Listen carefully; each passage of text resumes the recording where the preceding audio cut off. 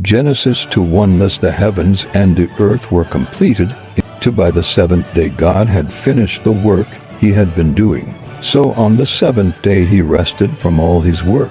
3. Then God blessed the seventh day and made it holy, because on it he rested from all the work of creating that he had done. Adam and Eve. For this is the account of the heavens and the earth when they were created, when the Lord God made the earth and the heavens. 5. Now no shrub had yet appeared on the earth, and no plant had yet sprung up, for the Lord God had not sent rain on the earth, and there was no one to work the ground. 6. But streams came up from the earth and watered the whole surface of the ground. 7. Then the Lord God formed a man from the dust of the ground and breathed into his nostrils the breath of life, and the man became a living being. 8. Now the Lord God had planted a garden in the east in Eden, and there he put the man he had formed. 9. The Lord God made all kinds of trees grow out of the ground, trees that were pleasing to the eye and good for food. In the middle of the garden were the tree of life and the tree of the knowledge of good and evil.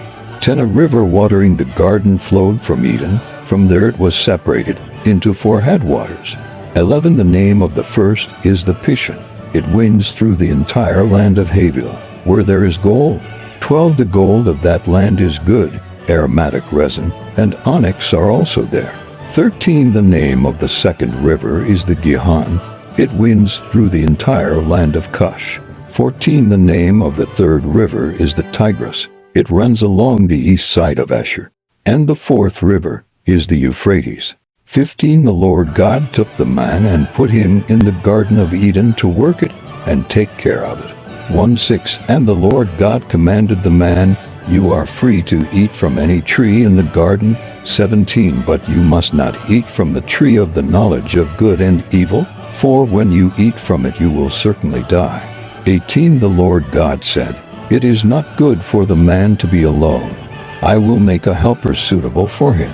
1:9. Now the Lord God had formed out of the ground all the wild animals and all the birds in the sky.